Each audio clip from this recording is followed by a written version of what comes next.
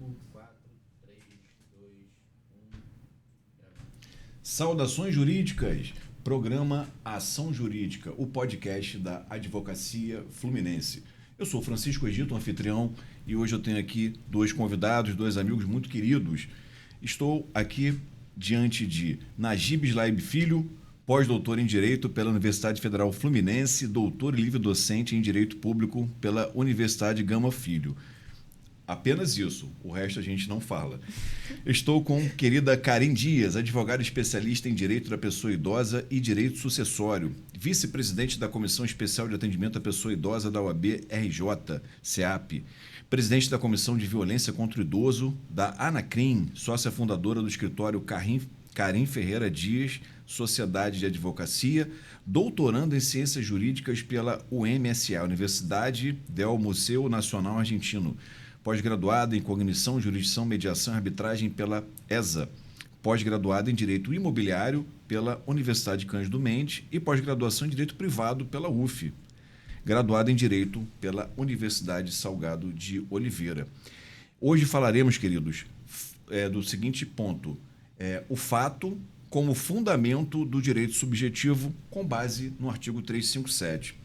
Queridos, tema muito importante para a advocacia, né? Para aqueles que atuam na área, daqui a pouco vou anunciar aqui os nossos patrocinadores. Fale assim, uma visão inicial. O que o nosso ouvinte, o que o nosso público vai poder acompanhar ao longo desse programa? Uma visão panorâmica, se pudéssemos. Querido Najib, eu sei que ele vai passar a palavra para a Karin, que ele é muito gentil, mas, querido Najib, a palavra está contigo. Uma visão panorâmica aqui do nosso programa. Por várias razões, até ideológicas, políticas, nós tivemos governos autoritários que impunham as suas leis. Então, isso significou que nós continuamos impondo as leis sem dizer o fundamento, as causas. E aí aconteceu o quê? Aconteceu que a Constituição de 88, para prevenir isso, colocou no artigo 5º, parágrafo 2º da Constituição, ao tratar dos direitos fundamentais, o seguinte: os direitos e garantias expressos nesta Constituição não excluem outros decorrentes do regime democrático de poder, dos princípios que ela adota e dos tratados referendados pelo Brasil. E aí aconteceu o quê? Aconteceu que não é mais o poder legislativo a fonte única das leis do direito. Nós temos vários direitos que aparecem e não tem uma regra explícita. E quem constrói a aplicação disso é o Poder Judiciário.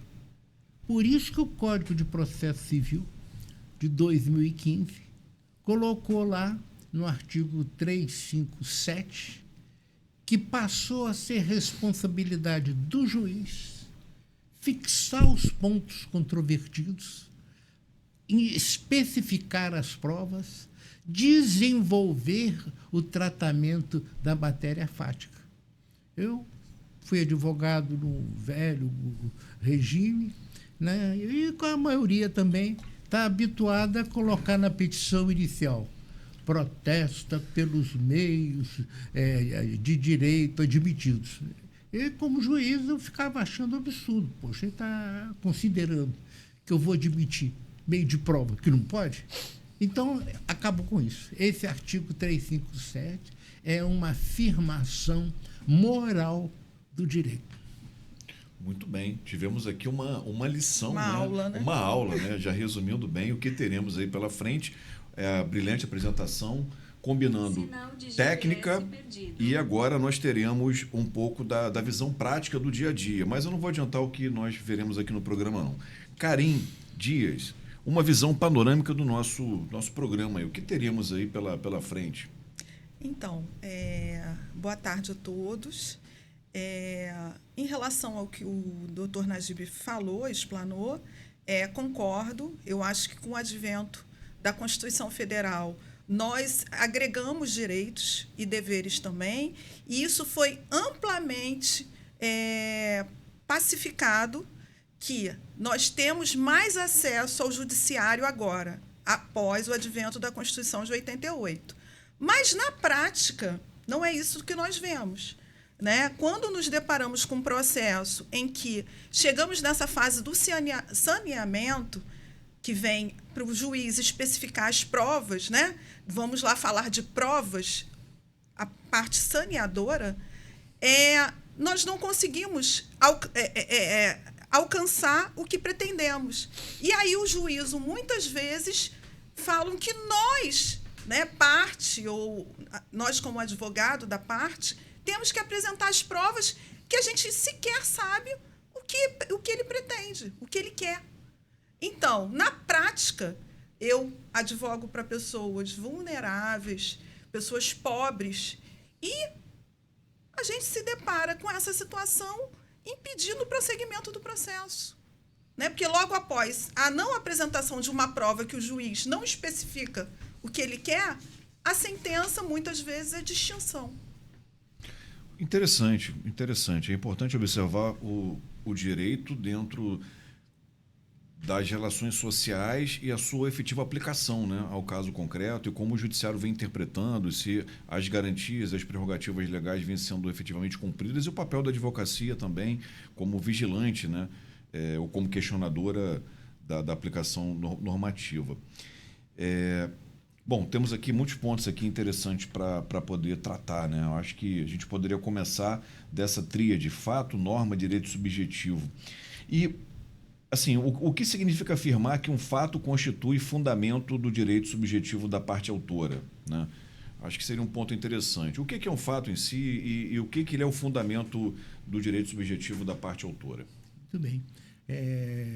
Tinha até uma antiga expressão: do fato nasce o direito subjetivo. Ex facto. É que eu sou formado em épocas antigas. Eu tinha um direito romano, jurídicos, né? Pois é. Eu ia perguntar se é dar o fato que lhe daria o direito, né? Isso. Ex fato, orito ius. O direito subjetivo decorre do fato. E por que isso? Porque tem que demonstrar para o juiz o fato. E esse fato é tão importante que tem outra expressão que todo mundo fala, mesmo quem não gosta do latim: me dá o direito, não, me dá o fato que o juiz te assegura o direito. Me dá o fato e o juiz te diz o direito. Então, esse de fato é o centro do processo judicial. Não é a norma. O que é a norma? A regra de conduta que vai ser aplicada no caso a caso. Essa norma, ela só pode subsistir se demonstrado o fato que é legítimo. Como você gosta de locação, ação de despejo por falta de pagamento. Não é porque está escrito na lei ou está escrito no contrato de locação que pode decretar o despejo se o cara não paga. Não. É que não pagar é um fato que cabe ao autor alegar, e como no caso pagou, pode a outra parte trazer o comprovante que pagou, o juiz julga extinto. Então é do fato de não ter pago o aluguel que nasce o direito à rescisão do contrato. Fazendo um paralelo, né? Falando-se em fato, falando-se em direito, me vem a teoria tridimensional do direito do Miguel Reale: fato, Isso. Valor e norma. Há um paralelo dentro do que você coloca com essa teoria tridimensional do professor Reale? Não só com o professor Miguel Reale, mas também com Hans Kelsen. Toda a teoria da norma jurídica, e eu gosto de citar o Kelsen, que ele é o mais conhecido, né? Decorre exatamente disso. A norma tem por substrato lá dentro o fato, o suporte fático, e eu, incidindo aquele fato, aplica-se aqueles efeitos. Então, o fato faz parte da realidade e faz parte da norma que o juiz vai criar.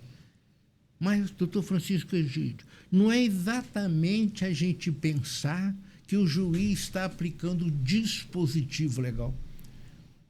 Quem estiver lendo o dispositivo tem que interpretar para saber a regra. O Código Penal fala: matar alguém, pena de 6 a 20 anos. A regra é, não mate, senão você pode incorrer numa pena de reclusão de 6 a 20 anos. No mesmo caso, deixa eu citar a locação, que eu adoro o tema, né?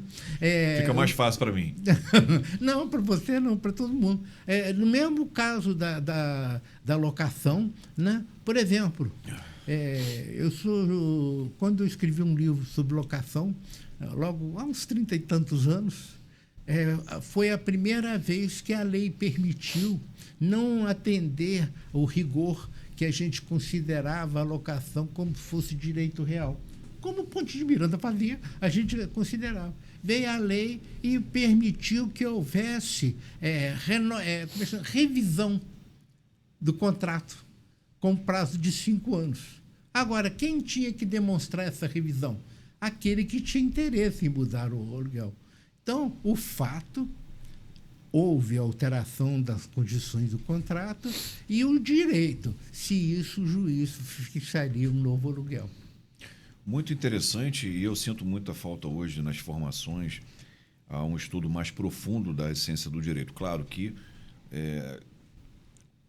um excesso, talvez, em abstração, distancia um pouco da realidade, e é necessário um foco, por vezes, na prática, na imersão, na atuação cotidiana, mas nós não podemos prescindir de uma boa teoria jurídica. Eu sinto muita falta da filosofia do direito. Eu estudo filosofia e gostaria de, concluindo a graduação, entrar na filosofia do direito, porque ali você traz toda uma essência que traz a reflexão, para que você entenda, né, e até consiga construir teses jurídicas ou dialogar, ao invés de ser meramente, né, um aplicador de normas, porque muitos colegas se baseiam muito numa interpretação literal, né, do dispositivo de lei e na jurisprudência. Eles não pensam, não refletem sobre os institutos, que eu acho que é um ponto bem interessante para olhar. Falando em filosofia do direito, eu estou cursando o doutorado, né, na Argentina, e lá a base do doutorado, né, os primeiros momentos do doutorado, nós estudamos a filosofia profundamente. Então, você fazendo filosofia do direito ou só filosofia? Não, do direito, filosofia do direito. Você fazendo uma analogia, você pode pegar os filósofos, o qual nós estamos estudando, dentre vários, e aplicar justamente o pensamento deles da época para aplicar tranquilamente para o que a gente vê no dia a dia. E até o próprio processo. Né? Mas, considerando que hoje em dia os juízes, infelizmente, não leem os processos como deveriam, eu acho que é inútil, né? Não sei o que você pensa sobre isso. Bom, graças a Deus que eu estou aposentado. Mas como desembargador, eu recebia 200 processos por mês.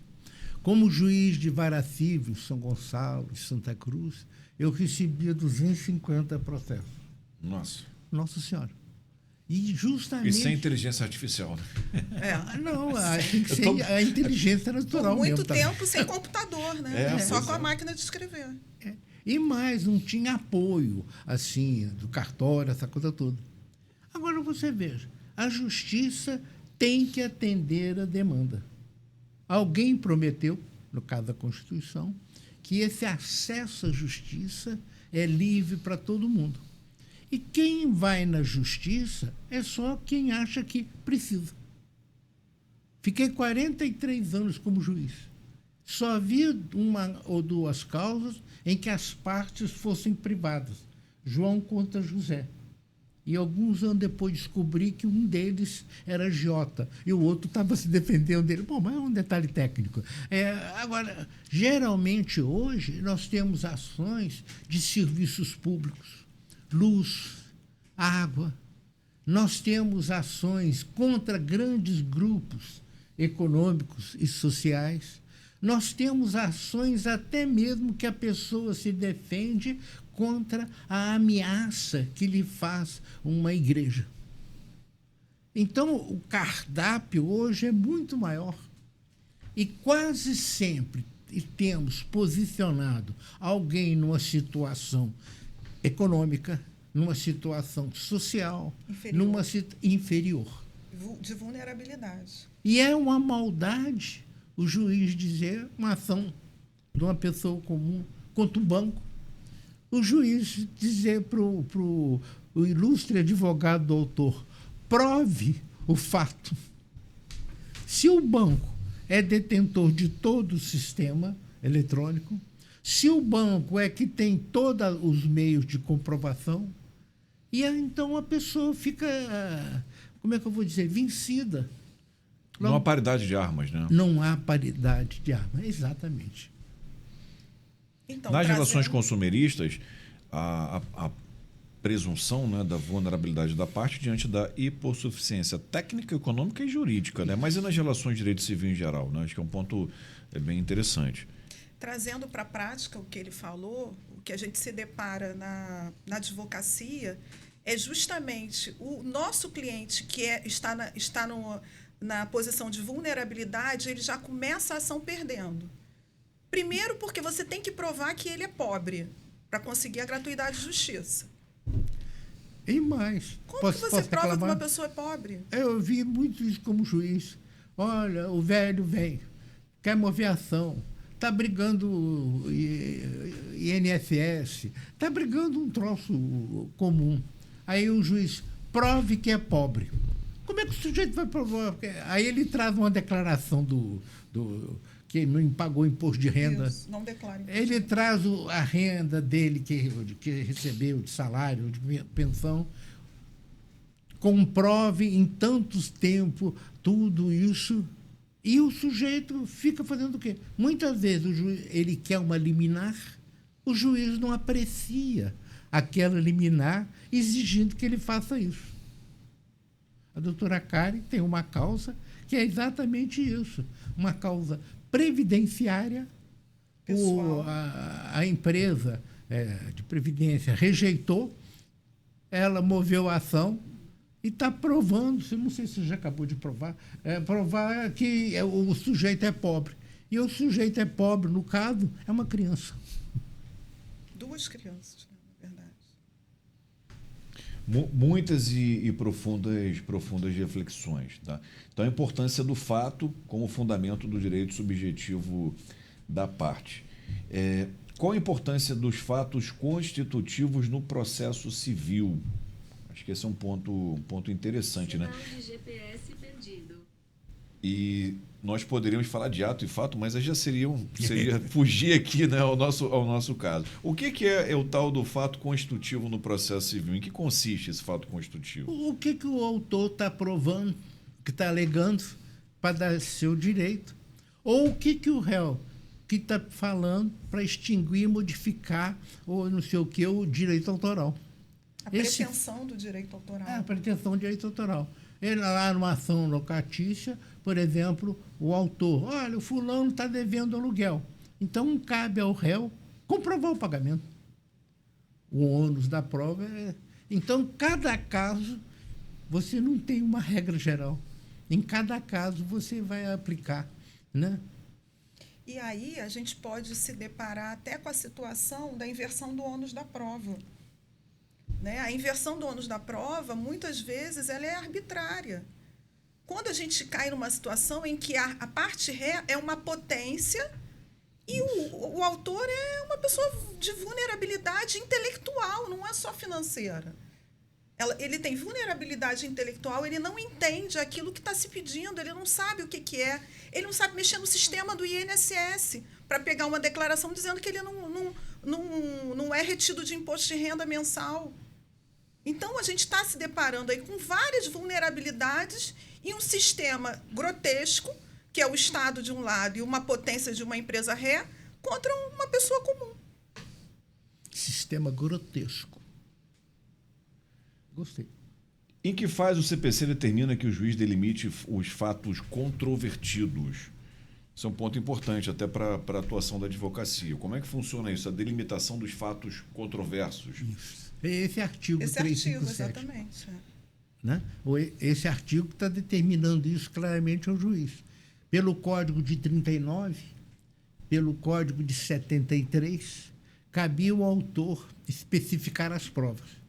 Mas isso cria uma situação insuportável.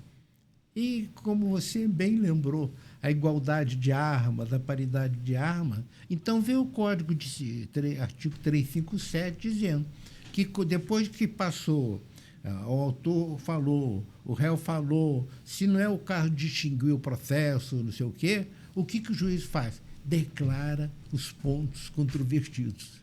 E mais, especifica as provas que podem ser produzidas. E mais, declara o ônus da prova para ser feito. É o momento da organização do processo. Isso. Onde se é organizado o que tem que ser dito de um lado, o que não tem, o que o juiz realmente quer naquele processo, e aí se organiza para depois vir a decisão. Eu fiz uma cola aqui, e aqui eu anotei: delimitar pontos controvertidos de fato e de direito, verificar os meios de prova, definir o ônus probatório e eventuais inversões, e designar a audiência de instrução e julgamento. Isso. Seria esse o objetivo do artigo 357, já na fase de saneamento. Que problemas práticos a gente encontra com relação a isso na atuação da advocacia? E o doutor Najib, o que já viu com relação a isso aí na sua vasta experiência? O que poderia falar desse ponto também de maneira teórica para enriquecer o que a gente está trazendo aí? Como juiz, eu vou dizer que o grande problema é o juiz. Que o 357... ele está dando ordem direta ao juiz. Antigamente, cabia o autor, o réu, especificar a prova. Agora, não.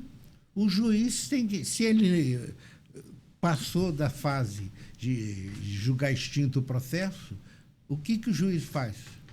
A primeira providência dele, vê o que está havendo com referência à prova. E mais... esse 357, ele diz também que cabe ao juiz dizer os pontos relevantes da matéria de mérito. Então, o juiz, nesse despacho, está lá dito lá, despacho de organização do processo, ele tem que primeiro antecipar todos esses fatos para não causar a surpresa da parte. Eu fiquei desembargador só 10 anos, junto com o novo Código de Processo Civil, eu recebia muitas ações que simplesmente o autor falou, o réu falou, um belo momento o juiz julga. Olha, o autor não provou, julgo improcedente. O réu não provou a sua defesa, julgo improcedente. E o réu, eu nem sabia que eu tinha defesa aí, está certo? Como eu te falei, né, nas ações em que nós demandamos contra o banco e contra uma empresa que é fraudadora, né, visivelmente fraudadora, o juiz insiste em a gente achar essa empresa que é a fraudadora. Ele insiste. Nós pedimos a exclusão dessa parte do processo para prosseguir só contra o banco, porque ali a gente tem a responsabilidade subsidiária, né? A responsabilidade das duas partes. E aí o juiz leva o processo para uma outra parte, que é achar uma empresa que você não vai achar. E ele ameaça extinguir o processo porque você não achou a outra parte. Interessante essa questão, 2 pontos. É solidária ou subsidiárias, que é uma questão que a gente pode debater a respeito disso aí para enriquecer.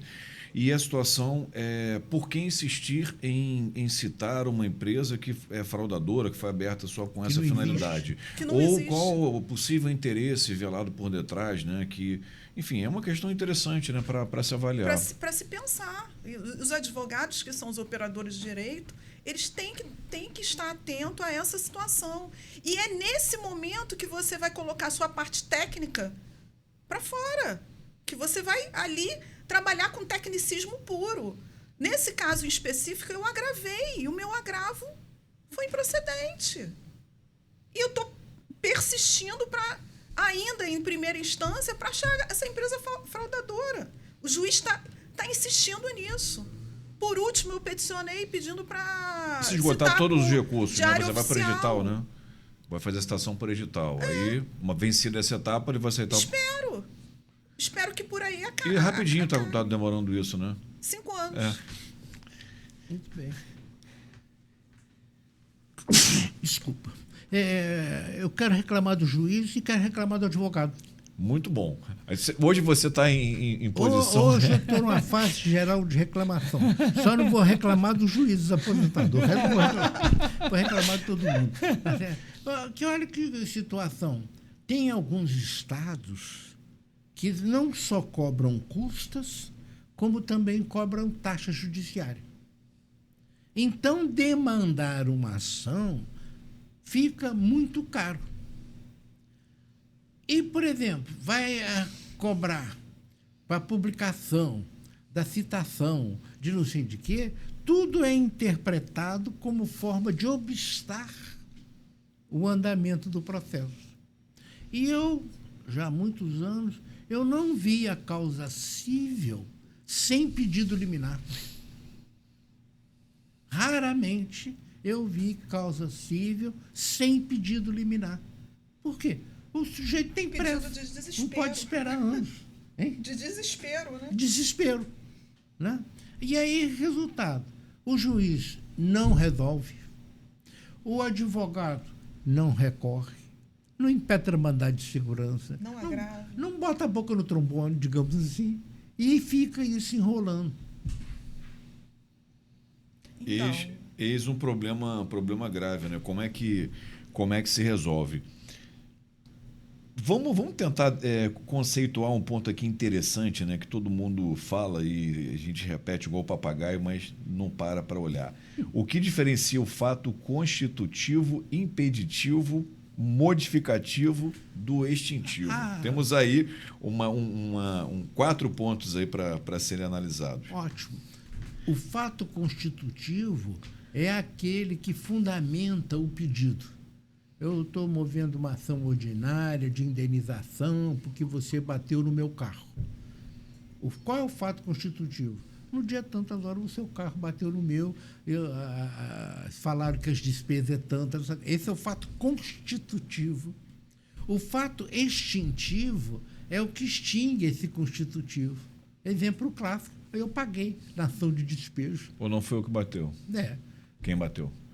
Não, numa ação de despejo, eu alego que eu paguei. Sim. É um fato extintivo. O modificativo, não é tanto igual você está falando, não, está modificado. E o impeditivo é que evita você mover essa ação. Tá certo? Então, cada caso isso é muito tranquilo, já está em todos os códigos de processo, está no Código de Defesa do Consumidor, né? Mas é que não tem destaque porque não tinha exigência do juiz apreciar. impeditivo, prescrição, foro. Isso. É isso, né? Isso.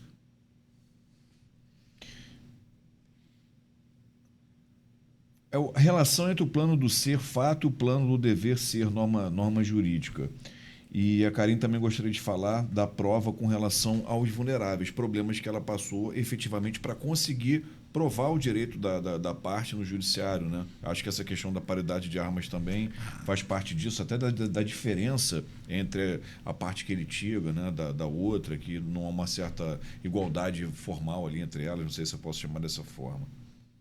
Então, na prática, eu te dei um exemplo agora há pouco da ação contra banco, né, e contra a empresa fraudadora, a gente se depara com esses impedimentos e, no final, chega num certo momento do processo que até a própria parte ela tende a desistir. O advogado tende a desistir porque já lutou com todas as armas e não se vê protegido pelo Estado, pelo judiciário. Né? Na verdade, ali a gente tem uma briga contra o Estado e contra o réu. É isso que eu visualizo. E o cliente, o autor da ação, ele também fica desanimado. E muitas vezes acontece até o pior, ele falece no meio do processo.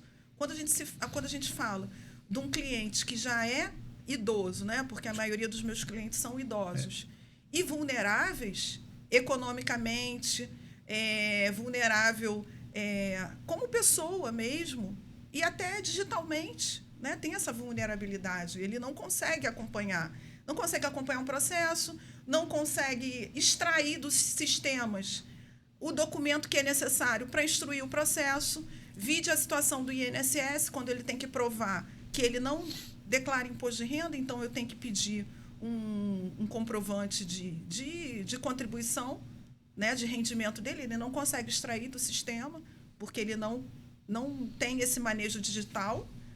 Então, assim, a gente se depara com essas atrocidades.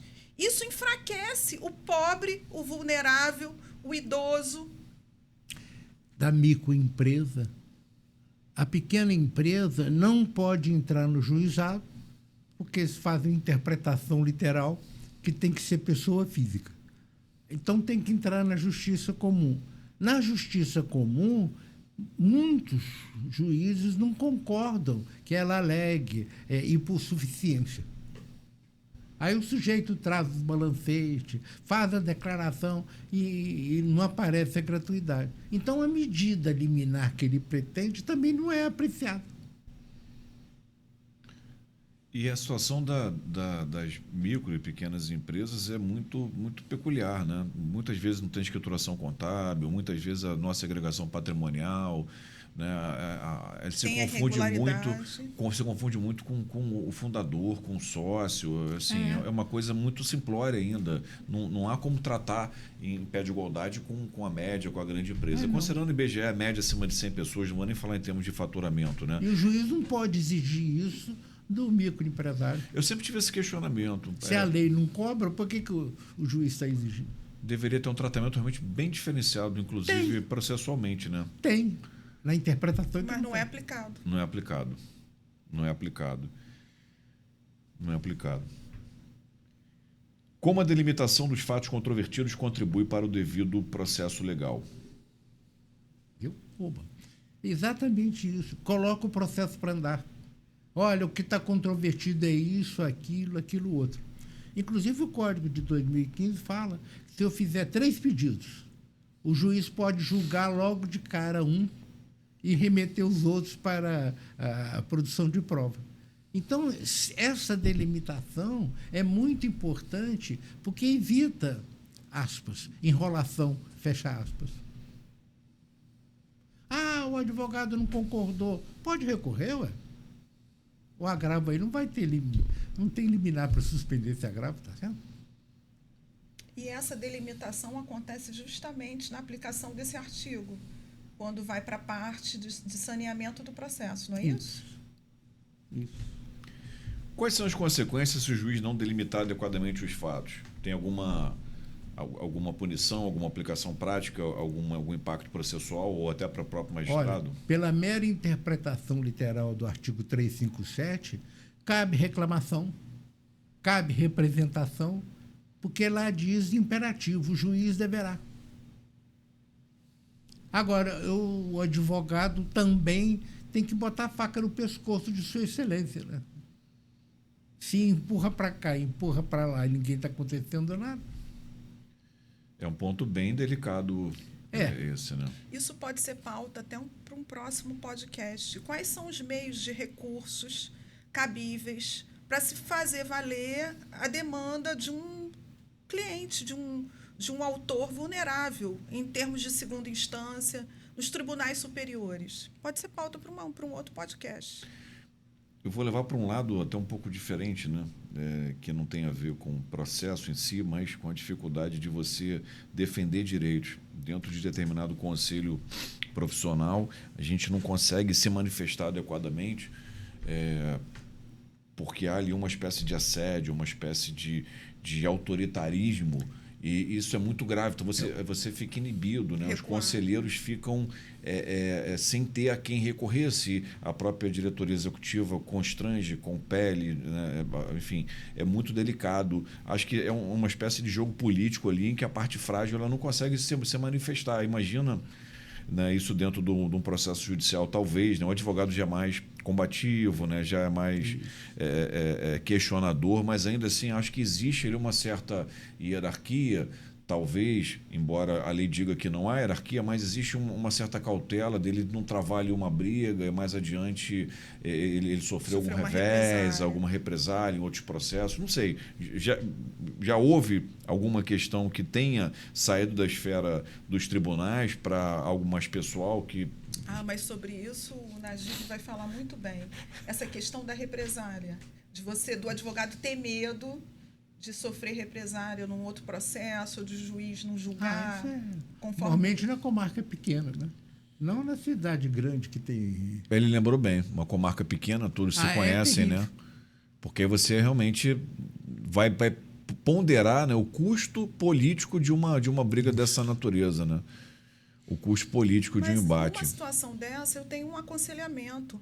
A gente tem instâncias superiores para serem julgados. Acontece que o advogado ele não chega a essa instância superior.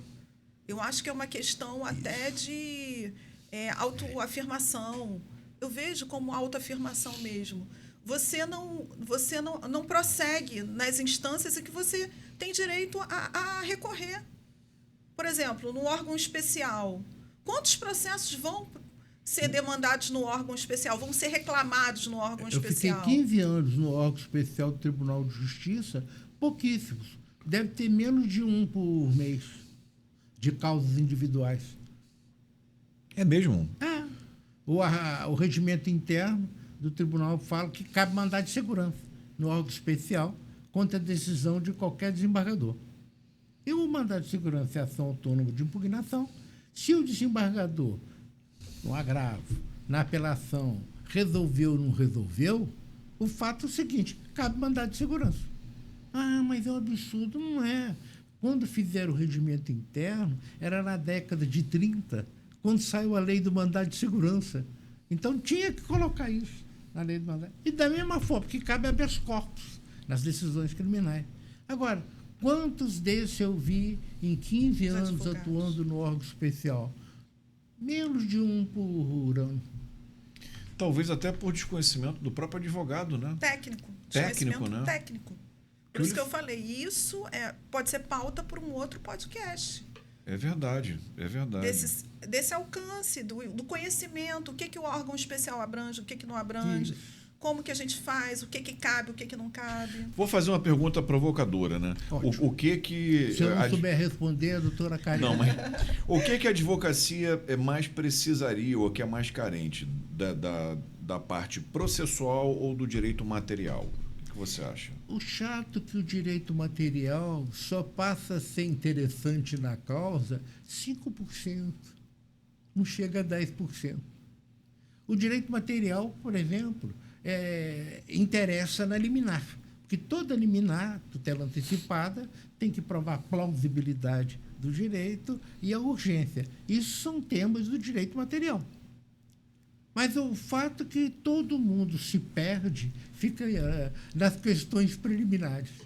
Não só o advogado, mas o juiz também, né? Mas o juiz, ele é pau-mandado, né?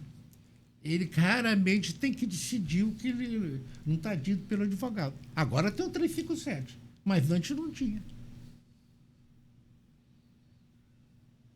Olha, eu sou recentemente aposentado. Eu acho que a responsabilidade maior é do advogado. Acredito que sim. Não resta dúvida. Eu só perdoo o advogado de pequena comarca. Interessante.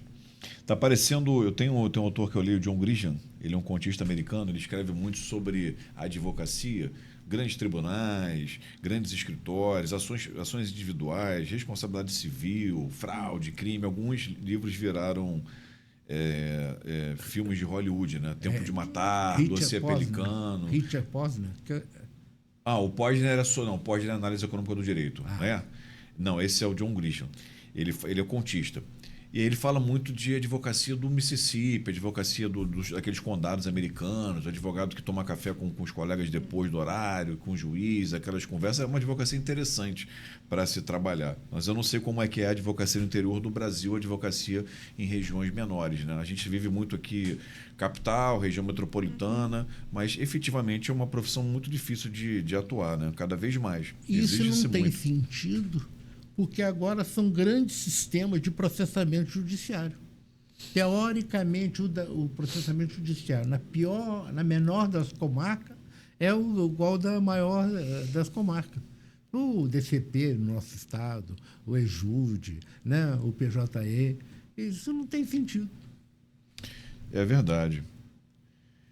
Vamos falar de um ponto interessante. Em que situações é possível alegar nulidade ou cerceamento de defesa nessa fase aí de delimitação, né? Essa fase saneadora? Há casos de nulidade ou cerceamento de defesa efetivamente levados a cabo e aplicados? Pode responder. Eu acho que não, porque fica muito difícil fazer a antevisão do prejuízo. Né? Como diz os franceses, pas de nullité sans greffe. Não há nulidade sem prejuízo. Então, por que está dando uma Pas de ordem? nullité Sans greffe. sans greffe. É G-R-I-E-F, greffe. G-R-I-E-F, greffe. Não. Greffe é o prejuízo? Não. É, isso. Não há nulidade sem prejuízo. Tem que esperar acontecer.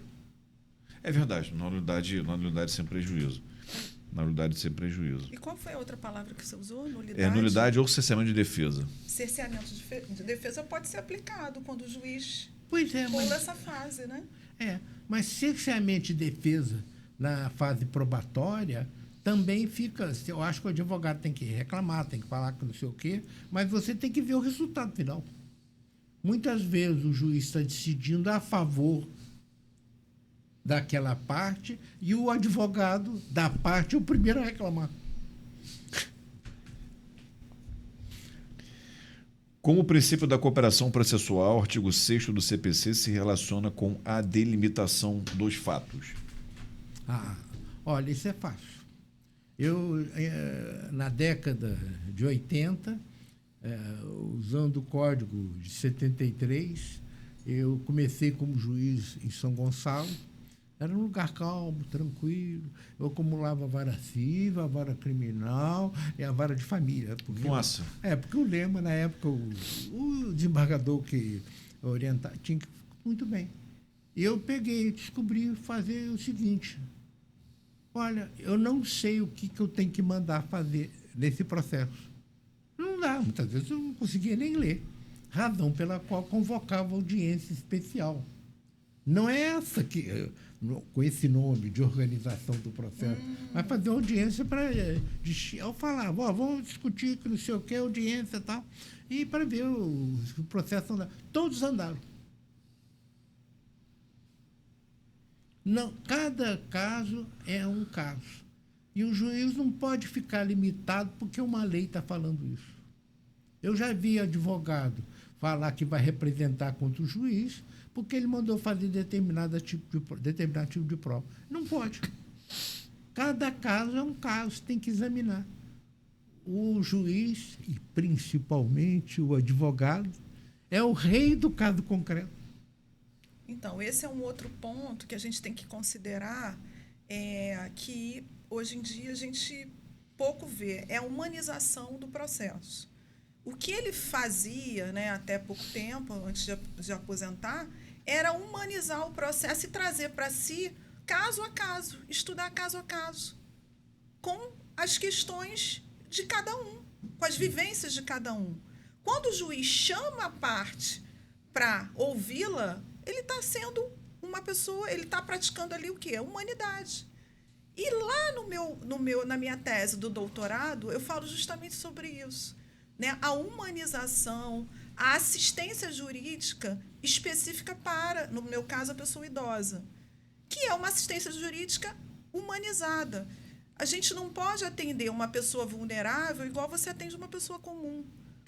O vulnerável aí, no caso, o idoso. Isso é um desafio, né? Porque, veja, eu acredito que com o tempo há um grande volume de demandas judiciais, em alguns casos até massificação de certas ações, tem ações contra empresas, ações contra grandes grupos, ações, enfim, que não são ações pessoa contra pessoa, né?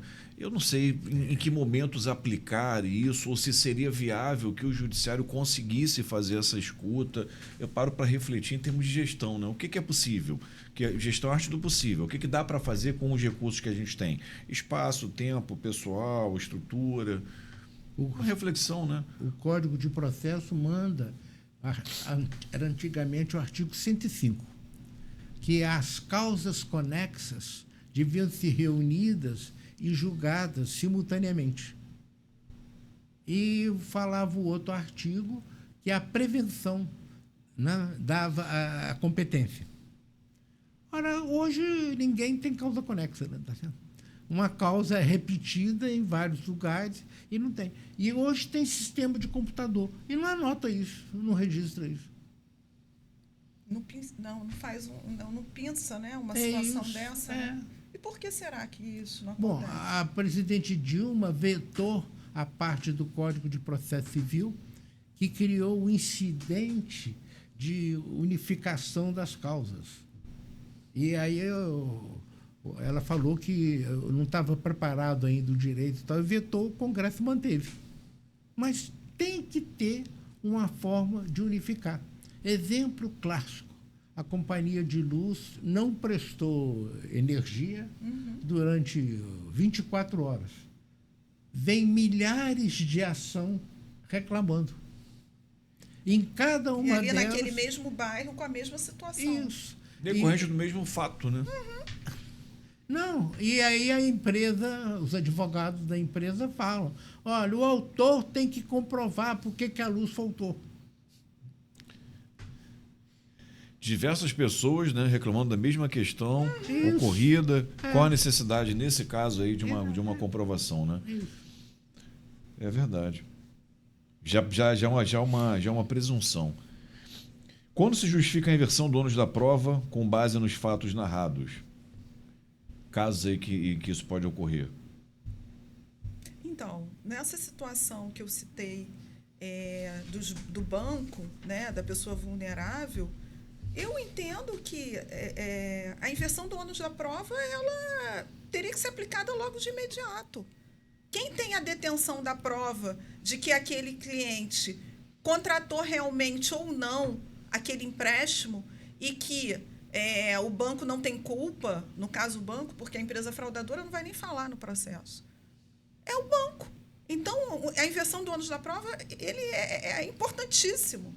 Ele tem que ser aplicado, sim. O juiz sim. tem que fazer isso no pedido liminar. O que é o pedido liminar? A antecipação de tutela. Olha, eu tenho essa relação contratual com o banco, aconteceu isso, eu quero liminar para evitar... Para suspender qualquer coisa. do Então, empréstimo. isso é um exemplo clássico. Muito se fala hoje sobre advocacia extrajudicial, tem procurado meios alternativos para a composição de conflitos e alguns advogados que atuam fora do ambiente judicial ou usam o judiciário como última ratio, né, último recurso. Eu, por exemplo, na minha área de negócios imobiliários, na área condominial, nós utilizamos o judiciário como recurso final. Trabalho muito com assessoria imobiliária, instrumentos notariais para regularização da propriedade, como a adjudicação compulsória, inventário e partilha, o provimento 77 da corregedoria, que permite venda de imóvel em inventário, a parte condominial também, muita coisa extrajudicial, muita coisa política também, claro. Tem lá as ações próprias, né, de execução, enfim. Mas qual seria o perfil do advogado hoje, né? Ele consegue transitar entre os dois mundos, ele precisa saber muito de processo, ele deve evitar o judiciário. Como é que vocês veem aí a atuação da advocacia nesse momento? Então, eu, no meu escritório também, procuro sempre evitar o judiciário. Por conta de tudo isso que eu já relatei aqui e pelos entraves jurídicos mesmos. Então, eu estou aplicando isso exatamente o que você está fazendo no seu escritório, preferindo sempre o extrajudicial. É mais caro para o cliente? Em alguns casos, sim, financeiramente, em termos de custos. Né? Se a gente consegue uma gratuidade no judicial e tem que pagar no extra as custas lá, realmente fica mais caro se for balancear. Mas eu entendo que é o futuro da advocacia, é o extrajudicial. Se o judiciário não tiver uma reforma, né? Se a gente não passar por uma reforma contundente no judiciário, a saída vai ser o extrajudicial. E só quem perde com isso é o próprio litigante. Eu tenho colegas que olham para o advogado extrajudicial com um certo preconceito, porque ele não seria um advogado que domina o processo, que é uma etapa mais refinada, né? Eu já escutei muito essa lida. Qual a opinião do doutor Najib aí sobre tudo que a gente vem levantando? Um bate-papo aberto agora para a gente conduzir. Eu trabalhei na justiça 55 anos. Desde os 20 anos eu fui oficial de justiça, 23 anos eu fui escrivão de polícia, tudo por concurso. Em 27 anos passei a ser promotor, 82 passei a ser juiz. Mudou tudo. Toda hora está mudando. Porque a justiça é meio atrasada, concordo. Ela é retardada, eu concordo. Mas ela está acompanhando a sociedade. Isso que eu ia colocar. Não tem jeito. Mesmo aqueles que... Tem colega tem que fazer só audiência presencial, sessão presencial, não adianta. Tem a OAB em peta mandado de segurança para evitar isso. Tá certo? Então, nós estamos mudando o tempo todo. E o tempo que nós vivemos é um tempo de mudança, de transição. De conexão. Eu advogo já há 25 anos e de uns 10 anos para cá eu vi muita modificação na advocacia, muita mudança. E a gente tem que se adequar, não tem jeito. Tem que se adaptar. Eu vi algumas mudanças importantes, né? Nos anos 90, eu trabalhava com meu pai no centro de Niterói, em frente até o prédio da UAB. E trabalhava com locação de imóveis. Eu comecei a fazer faculdade de Direito. Ali, nós víamos escritórios cheios, fórum cheio, advogado sempre ali, da parte acompanhando o cliente, contrato, cartório, compra e venda e processo para lá e para cá, assim, uma coisa muito, muito pujante. Hoje eu passo no centro da cidade, tanto no Rio de Janeiro, me dá uma certa tristeza, porque você vê um ambiente mais vazio, né? Até para advocacia, você chegava quinta, sexta-feira, o pessoal fazia happy hour, aquele burburinho, aquela coisa toda. As coisas mudaram. Mudaram também. Eu acho porque o advogado ele consegue hoje atuar em qualquer lugar que ele esteja. Eu tenho pessoas próximas que trabalham no TJ e estão morando até em Portugal, conseguiram autorização, trabalham de lá. Então você tem essa liberdade maior. Eu tinha uma funcionária no tribunal que ela mandava para mim foto da aurora boreal, que ela morava na Escandinávia e fazia o serviço do tribunal. Nossa.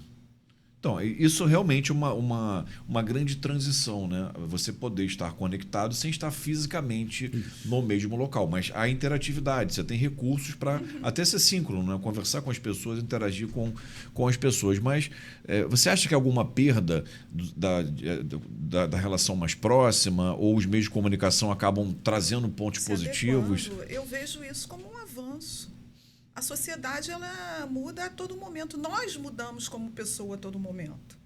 Né? Você não é mais o Francisco Egito de 5 anos atrás. Sim. Eu não sou mais a Karen de 5 anos atrás.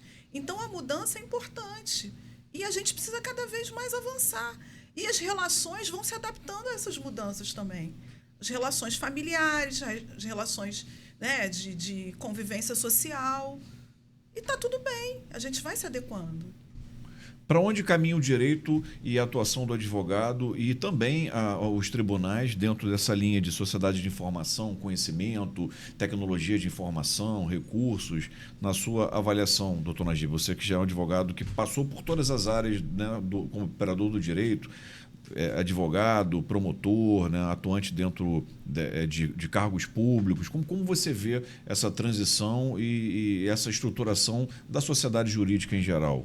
Quando eu era menino, eu via no cinema aqueles filmes americanos que terminavam com um final feliz. Aparecia um coraçãozinho. Você chegou a ver. Aparecia um coraçãozinho, the end. É ou não é? No processo não tem de felicidade. Sempre alguém ganha, sempre alguém perde. Pode até fazer acordo, mas para perder menos ou para ganhar menos. Mas não existe isso. Essa é uma ideia romântica do século XVIII. E o judiciário, né, nesse momento, né, como funciona, como ele se vê de forma até crítica, né? Qual o papel do judiciário na alvorada aí desse século XXI, dentro desse cenário pós-pandêmico? O papel do judiciário é resolver os conflitos e permitir a paz social. Então, ele tem que utilizar todos os recursos possíveis para alcançar isso. Mas não pode ficar enganando os outros que nós vamos ter final feliz. Nós não temos final feliz. Muito bom, pessoal. Nós falamos aqui sobre o artigo 357 do Código Civil, falamos sobre produção de prova, Código de Processo Civil, produção de prova, né, delimitação e muitas questões interessantes. Eu vou anunciar aqui os nossos patrocinadores, depois eu passo para o encerramento, considerações finais da doutora Karim, do Najib. Deixa eu agradecer aqui, então, alguns patrocinadores que proporcionam a ação jurídica, né, poder estar rodando aí todo mês. Juliana Araújo, leiloeira pública com 10 anos de experiência no mercado da leiloaria, realiza leilões nos processos judiciais e principalmente na cobrança de cotas condominiais. RT Negócios, plano de saúde, economia de até 40%, cashback para advogados e membros do judiciário. Então, Instagram, @rt.negócios, 21 97 347 5232. Contador condominial, Gilcimar Conceição. O contador também é parceiro dos advogados. Abra uma PJ, proteja seus rendimentos. Simone Viana Advocacia Condominial, de família e sucessões, também apoiadora. Perazzoli Advogados, advocacia da doutora Andréa Perazzoli, referência em ciências criminais, especializado em tribunal do júri, direito penal econômico. www.andreaperazzoliadvogados.adv.br. CBE Pejur, pós-graduação na área jurídica. Especialize-se em direito previdenciário, militar, trabalhista, civil, imobiliário, condominial. Francisco Egito Advogados Associados, especializados em direito imobiliário e condominial. Agradecendo nossos patrocinadores. Doutora Karim, considerações finais sobre o tema que falamos, sobre a atuação da advocacia, sobre o judiciário, o tema que a senhora quiser para a gente encerrar aqui o nosso programa de hoje. Eu encerro aqui agradecendo o convite, dizendo que eu estou muito feliz por estar aqui, que é um momento de reflexão, é um momento de nós, operadores de direito, nos fortalecermos diante de todas essas injustiças, de tudo que está acontecendo. Não nos deixemos abater, vamos lutar e vamos esgotar todos os meios que pudermos para poder defender o nosso cliente, as pessoas vulneráveis, as pessoas que estão com sede de justiça, que precisam do nosso apoio, do nosso tecnicismo. Vamos nos aperfeiçoar, vamos estudar e vamos fazer novos negócios e fazer novos podcasts para falar de outros assuntos também. Isso é importante. Construir Muito conhecimento, obrigada. Compartilhar. Eu tive com um colega que é da diretoria de uma subseção e ele falava: Egito, eu sou de outra época, né? Não é da época do doutor Najib, porque a época do Najib era mais pesada ainda. Você tinha que ler ali direito romano, né? Direito civil, assim, na origem ali, os brocardos jurídicos, era uma coisa mais robusta. Mas esse colega falava: Egito, os alunos não leem, não estudam, querem tudo pronto, não vão. Minha turma tem 80 e poucas pessoas, 20 e poucos vão à aula. Se você coloca uma questão mais difícil, que exige ali uma reflexão, uma ponderação, não sabe ler o enunciado. Então, assim, há uma certa tristeza, né, com uma sociedade que é tudo pronto, uma sociedade que todo mundo tem muito direito, imediatismo, né? Mas existe a contraparte, que são os deveres, a disciplina, o esforço. Existe esse lado aí que nos entristece, mas existe a esperança, né, de sempre acreditar que o conhecimento, a boa técnica, a qualificação farão a diferença, né, de um modo em geral. Doutor Najib, suas considerações finais sobre o tema que falamos, advocacia, judiciário. Olha, eu apreciei muito tudo que a doutora Karim falou. Eu não discordei de nada. Não discordo de nada. E é verdade. Tudo está mudando. E nós temos que mudar, de forma a poder acompanhar tudo isso. Eu concordo inteiramente com a doutora Karim. Excelente. Considerações finais para a geração mais nova, né? Aqui nós estamos no meio e tem uma geração mais recente. Considerações finais do nosso colega, né? Hoje retornando à advocacia, ao magistério, mas que já honrou aí a magistratura, foi desembargador também. Considerações para a geração mais nova, orientações, né, que você pode dar para o pessoal que está aí nas lides da advocacia e do judiciário. O mais novo tem que fazer exatamente o que faz o jurista velho. Estuda. Sem parar. Tem que estudar, tem que acompanhar, tem que fazer as coisas de forma a poder acompanhar esses tempos. E não pode desanimar. Permita citar o professor Caio Mário da Silva Muito Pereira. querido. Ele tinha 82, 83 anos e me mostrou um parecer dele que ele fez no Word. Isso foi há 36 anos. O Word estava aparecendo na época. E ele fez aquilo e me mostrou muito orgulhoso. E eu morri de vergonha, que eu ainda usava o carta certa, não tinha coragem de ir para o Word. Tem que fazer igual o Caio Mário. Está sempre estudando, está sempre modificando. Muito importante, né? Acompanhar os novos tempos e tem um provérbio russo que diz o seguinte, aliás, o russo ele fala, ainda que viva 100 anos, nunca deixe de aprender, e um grande empreendedor industrial, né, cientista, inventor, que foi o Ford, ele falava o seguinte, quando o homem deixa de aprender, ele é velho, que era aos 20 aos 80 anos. Né? Então, a aprendizagem é um ponto realmente muito importante. Só para citar uma frase que eu conversando com o Melim Chalub, no evento de comemoração lá, né, o aniversário dele, seu primo. Ah, eu tenho a honra de ser primo. É verdade. E aí o Melim falava conosco uma questão assim, né? Melim, qual o conselho que você daria aí pra gente, né, os advogados mais novos e tal? Eu falava, Egito, vocês têm ao alcance muito conhecimento, muita informação. Na minha época, nós não tínhamos tudo isso ao nosso alcance. Eu me lembro que quando eu fiz a minha especialização na UF, né? Acho que você fez também lá em Direito Civil. Não. Direito... Instituições privado. Direito privado, acho que é isso. Nós não tínhamos todo esse cabedal de informação. Você fez com o Roldão. Com o Rodão. E ele falou o seguinte, eu, para estudar alienação fiduciária e estudar o trust, que o Melim estudou muito, trust, eu tive que me socorrer, né, a juristas e material que nós não tínhamos com facilidade aqui ao nosso alcance. Eu fui no escritório do Caio Mário, no centro do Rio de Janeiro, sentei com o Caio Mário para conversar com ele, e ele pediu os anais dos congressos aos amigos, né, dele na Europa e mandaram por navio para cá. Então eu tive acesso àquele conhecimento para fazer a minha pesquisa, que acabou culminando com a alienação fiduciária em garantia, que é a grande contribuição do Melim, né, e o pai da patrimônio de afetação, a parte de incorporação imobiliária, aquela coisa toda. Então, assim, eles não tinham tanta informação ao nosso alcance. E eu acho que tanta informação acabou banalizando e a gente não sabe muito bem, né, selecionar, né, e estudar, ou acha que está tudo muito pronto. Então, em tempos de inteligência, né, artificial, vamos procurar desenvolver a nossa mente aqui, até para usar essa inteligência como um instrumento. Queridos, foi um programa muito agradável. Estive aqui com a doutora Karim, doutor Melim Chalub. Vou deixar um abraço muito grande para eles e obrigado por vocês que nos assistiram. Um abraço grande e até a próxima.